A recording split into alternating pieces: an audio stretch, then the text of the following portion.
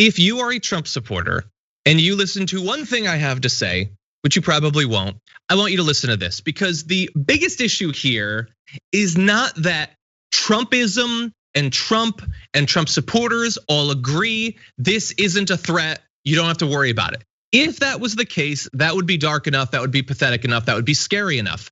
But that isn't actually what's happening here, because I want you to listen to a reporter's question to Donald Trump about that rally space. At one point, reporter Debra Saunders confronted President Trump about the risk of contracting the potentially deadly contagion, asking, quote, "Aren't you concerned about COVID though in an enclosed room?" The president revealed that he was not concerned, and when pressed, provided a potentially revealing answer, quote, "Because you know why? I'm on a stage and it's very far away, and so I'm not at all concerned." When Saunders asked the president, "What about people here?" Trump replied, "I'm more concerned about how close you are, to be honest." So he gets the threat and he's protected from it by virtue of distance. He's not walking amongst that crowd because he understands, as he made clear to Bob Woodward, he understands exactly how deadly this is, and he sure as hell isn't going to be infected by it.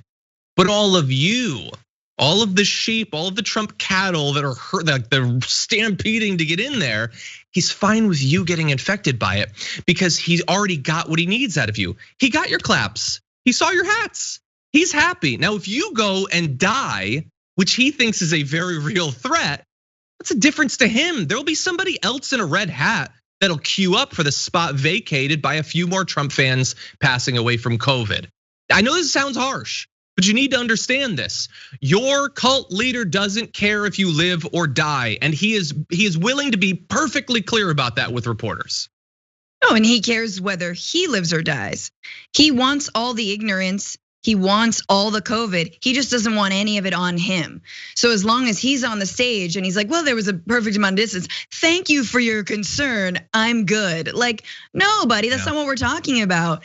And so again, the flip, cynical, nihilistic, megalomaniacal nature that he speaks, it is incredibly disrespectful. But again, we've lost these people. We've lost them a long time ago. I think there are some folks hopefully on the fence who are seeing this and are like, well, that's a bridge too far. Look, I'm racist, but not crazy.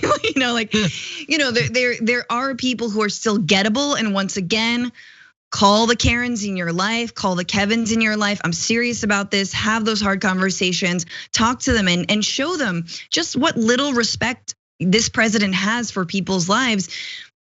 If they voted for him last time, hey, maybe they can at minimum abstain from voting, at maximum go the other way. So, but the 5,500 people in Nevada, they're gone. They're gone. They're lost. We need rehabilitation. Yeah. Dare I say re-education? But I'd be construed as Maoist.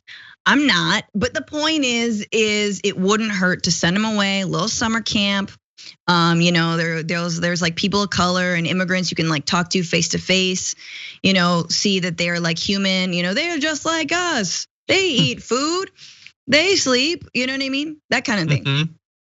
It sounds fun. I would do that. Yeah, here's the G spot on the woman. Here's how to pleasure one.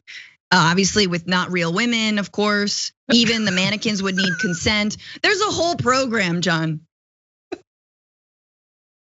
You really thought this through. Why don't you've got to make a video ad for this summer event?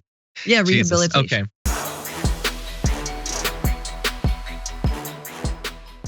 For more political news, breakdowns, interviews, stories of activism, and me trying my hardest to care about the occasional big celebrity news story, subscribe to our YouTube channel at youtube.com/The Damage Report. And you can ring the bell wherever it is so you don't miss anything.